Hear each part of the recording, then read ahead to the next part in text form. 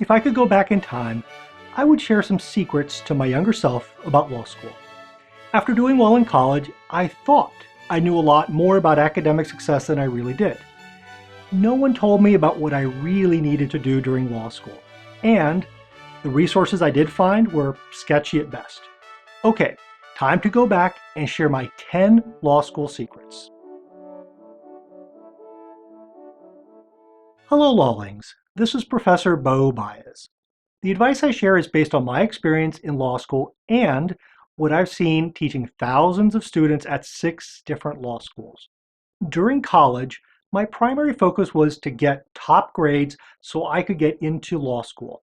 I graduated with a 3.96 GPA.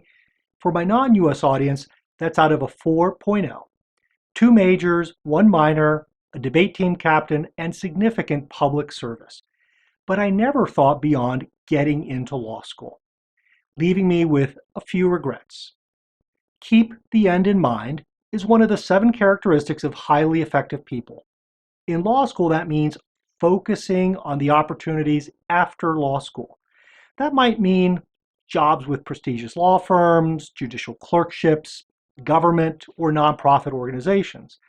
And if your plan is to go to work for mom and dad, maybe you'll change your mind.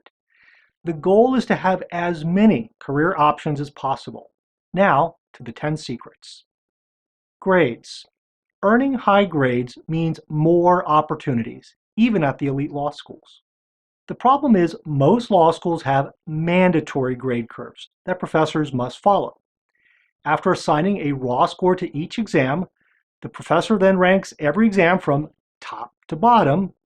For example, a professor might assign 2 A's, 4 A minuses, 7 B pluses, and so on. And if in 1 year a batch of students does much better than in prior years, guess what? They still don't earn higher grades. During orientation, my law school's dean told us that most in the room would not earn A's. There was a collective gasp from the 500 entering 1Ls. Doing good work isn't enough. What you need is to outperform your classmates, which is outside of your control. Exams. At most law schools, there is 1 final exam with several essay questions. If you're lucky, the professor might provide a midterm exam, which may be graded or provided only as practice for the final. Law school essays are unlike anything you've seen before. In college, professors usually wanted to see how much of the course content you remembered. But in law school, course content, the law, is a small part of what the professor is looking for. The most important aspect in a law school essay is applying law to a set of facts you've never seen before. The skill you will use after graduation when preparing legal documents. But applying law to facts isn't enough. With the professor expecting the essay to be organized using the IRAC format or something like it, I would tell my younger self to focus all my extra time and energy on preparing for the final exam. Classroom. The law school classroom is dominated by the use of the Socratic method, also called the case method. The professor calls on students randomly, assigns students to be on call on a specific date, or relies on volunteers. I would tell my younger self that classroom discussion isn't that important for 2 reasons. First, few professors assign grades for classroom performance. And for those that do, it tends to be a tiny part of the course grade. And second, there is often a mismatch between classroom discussion and the final exam. One of my first-year professors spent so much time discussing legal theory that I prepared to discuss theory on the final. Not 1 question involving theory on the final exam. Younger self, don't stress out over getting called on in class. Classmates. Some law students enjoy volunteering to answer questions in class. They often use sophisticated words and appear to be more knowledgeable than anyone else in the class.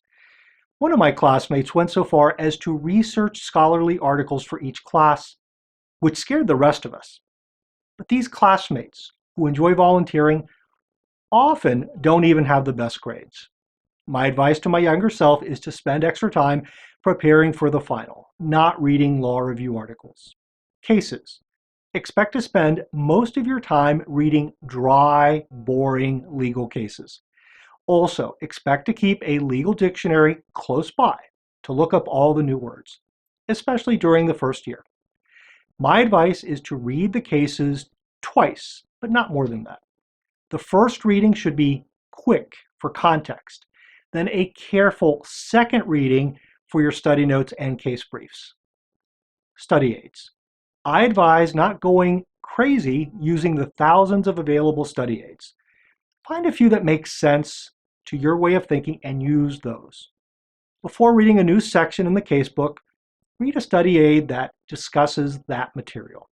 This provides context for what you're about to read. The one study aid I would tell my younger self to never use is the canned case brief, a resource where someone else has briefed the cases. By preparing case briefs, you understand the law at a deeper level because you had to do the work yourself. Also, canned briefs encourages students not to read the cases, usually resulting in lower exam grades.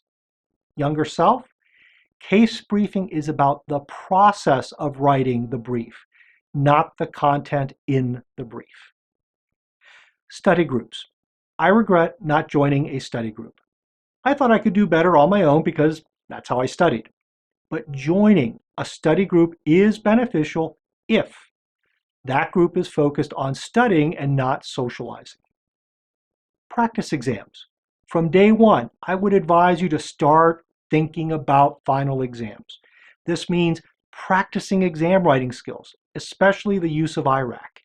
Many faculty provide their old exams, which are pure gold in understanding how they think. Some prefer to write long exams with many issues, and others prefer the more detailed analysis. I would tell my younger self, convert multiple choice questions into short essays, which I describe in another video.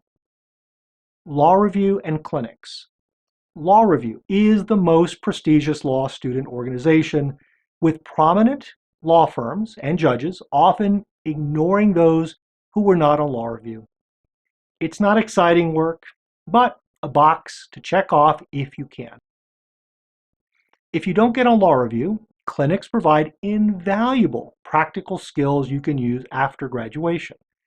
Clinics are basically small firms funded by the law school where clinical faculty work with students in developing real-world skills. I would tell my younger self, join a clinic instead of taking more classes.